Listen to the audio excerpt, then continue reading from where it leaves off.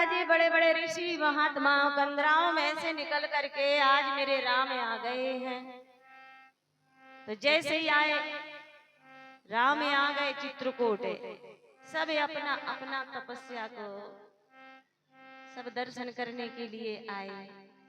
सबने अपने जीवन को सफल बनाए। जन्म जन्म मुनि जतन कराही, अंतराम कहिया बतनाही। लेकिन आज भगवान आए सुन सुन करके। सभी महात्मा एकत्रित होकर के आना जाना लग गया है वहां पर। अब भगवान ने देखा कि जब तक मैं यहाँ पर हूँ सभी यक्ष गंधर्व किन्नर नाग मुनि से सभी लेकर के वहां पर सब आना जाना लगा है। अब भगवान ने सोचा सबका उद्धार करने के लिए आया हूँ। महात्माओं ने भी आकर के दर्शन कर लिए हैं। भगवान सुंदर मां से चलते हुए और आज भगवान कहने लगे भगवती अब आगे की लीला भी करना है, क्योंकि अभी बालकांड से लेकर के मैंने यहाँ पर अयोध्या कांड तक पात्रता निभाई। अब आगे आपको पात्रता निभाना होगा, इसलिए आपका स्वागत करते हैं। तो भगवान सुंदर अपने हाथों से फूल चुन करके लेकर के आते हैं तोड़ करके, और भगवान सुंदर आभूषण बनाते हैं। आभूषण बनाते राम जी को सुंदर सुंदर गजरा बना रहे हैं, हाथों के कंगन बना रहे हैं, और भगवान बना करके फिर एक शिला पर पटक शिला पर भगवान बैठ करके सीता जी का श्रृंगार करने लगे। अब आगे की लीला आप करोगे, क्योंकि आप माध्यम बन रही हैं, इसलिए आपका स्वागत करते हैं। और उसी समय एक बार चुने कुसुम में सुहाए, निज कर भूषण राम बनाए।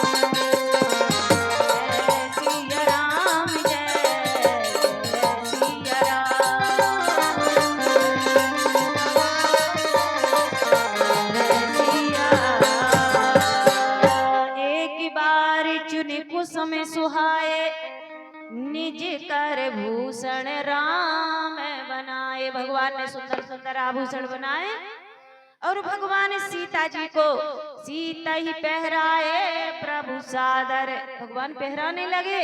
इतने में जयंत इंद्र का पुत्र जयंत देखता है, अपने अमरावती से देवलोक से देखता है, अरे ये नारायण है, ये तो एकदम मानव जैसी, क्या ये परमात्मा हो सकता है जो अपने पत्नी को हाथ से तैयार कर रहा है, सुंदर सुंदर आभूषण बना बना करके पहरा, ये परमात्मा नहीं है। अगर ये परमात्मा होता तो साधारण पति के तरह अपनी पत्नी को बाल में बेड़ी गजड़ा इत्यादि आभूषण पहनाता। ये परमात्मा नहीं है। अब इंद्र का पुत्र जयंत रईस बाप का बेटा, और जिनके खानदान थोड़ा रईस रहता है ना, दादा परदादा, तो उसके घर में जन्मा हुआ बच्चा थोड़ा सा पैसे की अकड़ में रहता है। अगर मैं कुछ भी कर लूंगा या कोई भी कार्य कर दूंगा तो मेरे पिताजी मेरे दादाजी इतने पैसे वाले हैं, मैं कोई भी कांड कर लूंगा तो पैसे भर देंगे और काम हो जाएगा। तो अकड़ में चलते हैं, कोई मेरा कुछ नहीं कर लेगा। मेरे पिताजी नामी है, मेरे दादा नामी है। अच्छा, उनने तो नाम कमा लिया, पर तुम क्या कमा रहे हो? क्या तुम दूसरे की ही कमाई में खाली अपना निशाना ठोक रहे हो? तो यही हाल है आज जयंत के, इंद्र के पुत्र जयंत का हो रहा है। मैं देवराज इंद्र का पुत्र हूँ जयंत। तो आज भगवान पर, भगवान की स्त्री पर डोरे डाल दिया और कहने लगा कि आज ये परमात्मा नहीं, अरे ये अपनी पत्नी को वस्त्र पहना रहा है, आभूषण पहना रहा है, बाल में बेड़ी गजड़ा लगा रहा है। उसी समय उसने कौआ का रूप धारण कर लिया। जैसे ही कौआ का रूप धारण करता है तो विचार करना, अगर कोई बुरे कार्य करने के लिए जाता है ना, तो वो अंदर से भी काला रहता है और बाहर से भी काला रहता है। भले उसकी सकल सूरत चाहे जितनी भी सुंदर हो, पर कहीं ना कहीं दिख ही जाता है। इसीलिए महात्मा लोग कहते हैं कि जिसके चरित्र सुंदर उसका चित्र सुंदर होता है। और चाहे वो कितना खूबसूरत हो, अगर उसके चरित्र सुंदर नहीं तो उसका चित्र कहीं ना कहीं गवाह दे देगा कि तुम कितने तेजस्वी हो और कितने आपका चरित्र कैसा दिख रहा है, वो चित्र में नजर आ जाता है। इसलिए आपको देखने की, आपके घर में आपको हर चीज देखने की जरूरत नहीं है। यहाँ पर सब लिखा हुआ ये हमारा मुखौटा दिखा देता है कि आपके चरित्र और आप क्या सोच रहे हैं किसके प्रति। तो ऐसे ही कौआ अंदर से बाहर से काला, और जब बोलता है तो बिल्कुल एकदम। आज उन्होंने जब यही सोचा भगवान के प्रति, तो कौआ का रूप धारण कर लिया। और क्या, सीता चरण चोचे अति भागा, मूढ़ मंद मति कारण कागा। जय सिया राम, जय जय सिया रामा, जय सिया राम, जय जय सिया राम।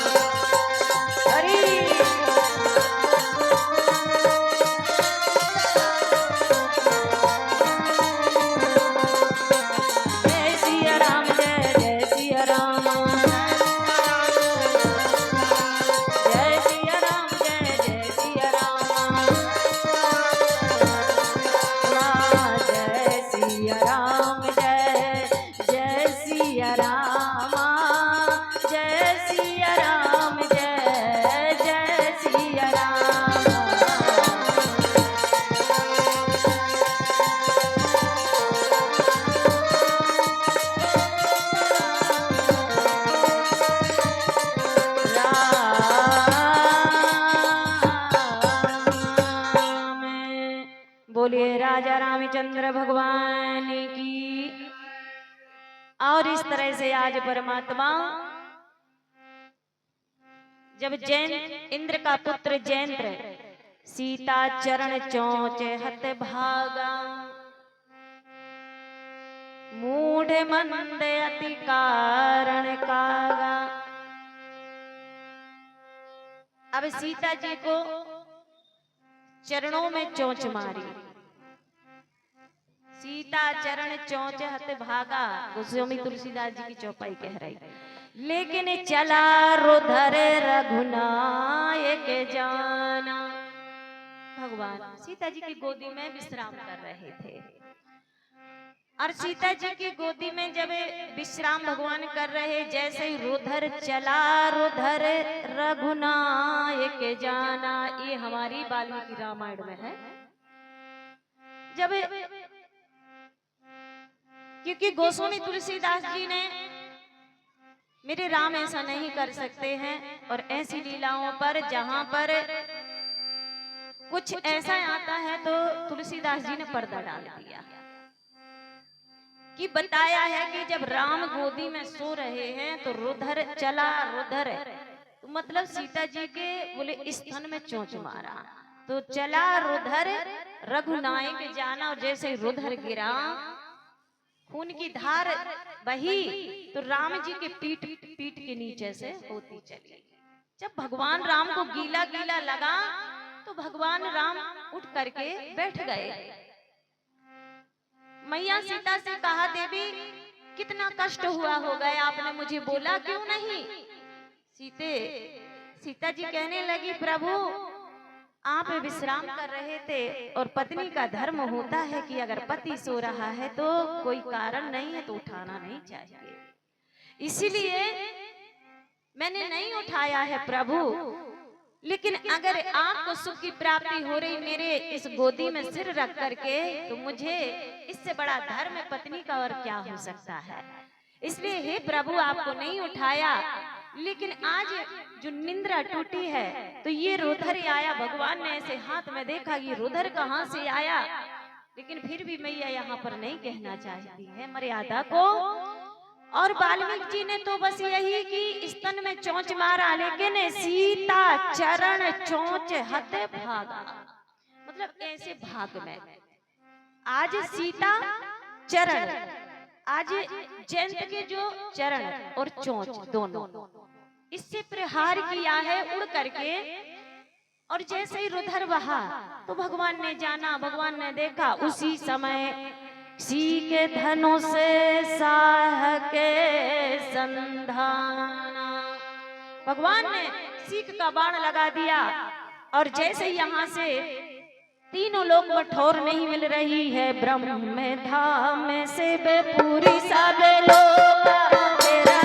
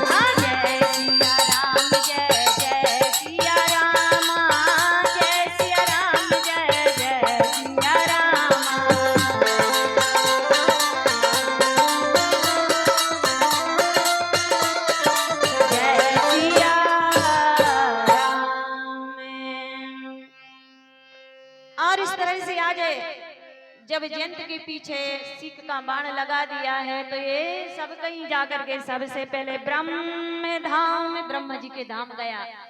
आज ब्रह्मा जी ने जो सृष्टि रचयिता ने कह दिया तुमने राम का अनिष्ट किया है और राम की पत्नी को तुमने चरणों से चोंच से प्रहार किया है। बोले हे जयंत आपको कहीं पर तीनों लोक में ठोर नहीं मिल सकती है। फिर इसके बाद हम भगवान शंकर के भोले बाबा के पास में गए। जौन भोले बाबा हमेशा राम को स्मरण करते रहते हैं, अपना इष्ट मानते हैं और हमेशा सुमरण करते हैं कि तुम पुनि जपहि राम नाम दिन राती और सादर जपहि अनंग आराती। आज वो भगवान शंकर जो हमेशा राम को स्मरण करते हैं और जैसे ही सुना कि सीता मैया को चरणों से और चोंच से प्रहार करके आया और आकर के यहाँ क्षमा याचना मांग रहा है, मुझे ठोर ठिकाना दे दो क्योंकि सीख का बाण लगा हुआ है, राम ने भेजा है। लेकिन यहाँ से भगवान भोलेनाथ ने भी मना कर दिया है और चारों तरफ जैसे ही भ्रमण करते करते अपने पिता के पास में गया। किसके पास में? आज इंद्र के पास गया। इंद्र के पास गया तो कहते हैं ना बने बने की दुनिया है और बिगड़े का नहीं कोई।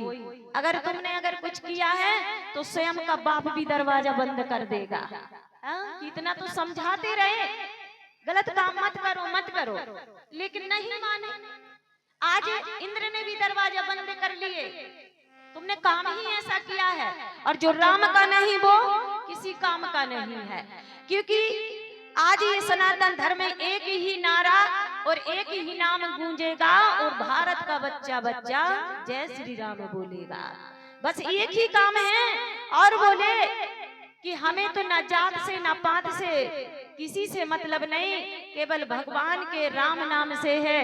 अगर बटोगे तो कटोगे और नहीं तो भगवान राम से जुड़ करके सनातन का झंडा फहराते हुए और अपने इस सनातन धर्म को आगे ले जाते हुए बस एक बन करके एकजुट हो करके रहो तो आपका कोई कुछ नहीं बिगाड़ सकता है। अगर हम ही हिंदू बट गए तो फिर तो कोई भी आकर के यहाँ पर डेरा डाल सकता है, जमा सकता है और हमें आपस में खरदूसर जैसे लड़ा करके सबको तहस नहस कर सकता है। तो आज इंद्र ने कहा तुझे यहाँ पर कोई जगह नहीं है, जा। तुमने जाकर के राम की पत्नी का इस तरह से जो काम किया है ये अच्छा नहीं किया है, जाओ उन्हीं के पास में चले जाओ जिनका तुमने इतना बड़ा अपराध किया है। यहाँ कोई क्षमा नहीं कर सकता है। नारद देखा विकल जयंता, जयंत चारों तरफ से ठुकराया गया, किसी ने उनको नहीं रखा है, ना तो कुछ उपाय बताया, सबने भगा दिया है। नारद जी नारायण नारायण। अब ये संत हैं, संत और भगवान का दरबार तो जानते ही सबके लिए रहता है। नारद देखा विकल जयंता और उसी समय लागी दया चित कोमल संता। और उसी समय कहने लगे, बोले हे देवऋषि नारद जी, आप तो चारों तरफ भ्रमण करते हैं, आप मुझे कुछ बताइए। देवऋषि नारद जी ने कहा कि आपने जिनका आज यहाँ पर अनिष्ट किया है उन्हीं के पास जाइए, उन्हीं के शरण में जाइए, आपको ठिकाना मिल जाएगा, क्षमा याचना मिल जाएगी। बाकी आपको कोई, क्योंकि जो राम का अनिष्ट करता है, जो राम का नहीं होता है, उसे तीनों लोक में ठौर कोई देवता भी नहीं देते हैं। और इस तरह से कहा तो आज हाथ जोड़ करके कहता है ठीक है देवऋषि जी, आपको प्रणाम करते हैं। अब जा रहे पीछे पीछे तो सीख का बाण लगा हुआ है और क्या कहता है, जहां ले चलोगे वहीं मैं चलूंगा, जहां नाथ